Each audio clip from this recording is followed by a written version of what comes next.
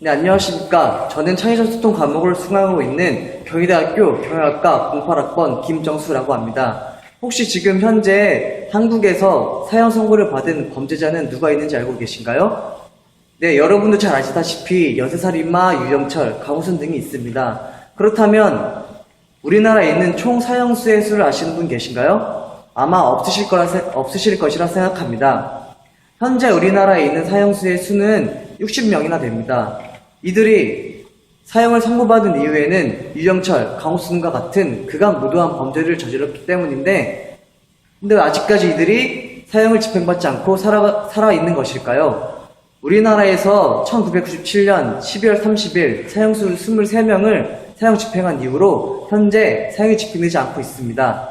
그렇다면 왜 사형이 집행되지 않는 것일까요? 그것은 지금 우리나라가 현재 엠네스코에서 지정한 실질적 사형 폐지국이기 때문입니다.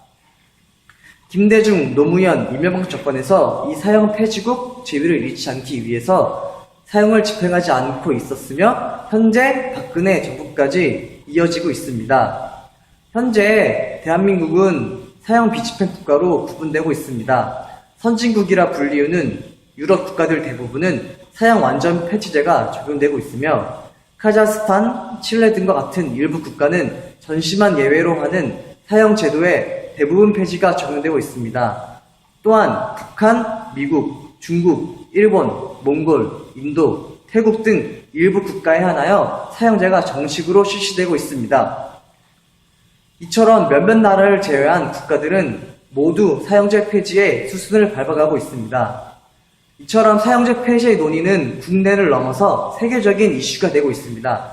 최근에는 국제기구인 UN 총회가 사형 폐지를 촉구하면서 2년마다 표결하는 사형 폐지 촉구 결의안이 표결에서 그 어느 때보다 많은 지지를 받아 110개국이 찬성표를 던졌다고 합니다. 이러한 국내적, 국제적인 바람을 타고 사형제에 상반된 의견들이 존재하고 있습니다.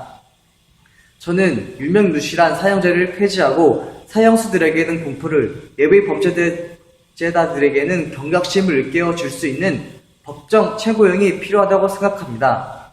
저는 다음과 같은 이유로 사형제를 폐지해야 한다고 주장합니다. 첫 번째, 집행되지 않는 사형으로는 사형수에게 아무런 위협이 될 수 없다.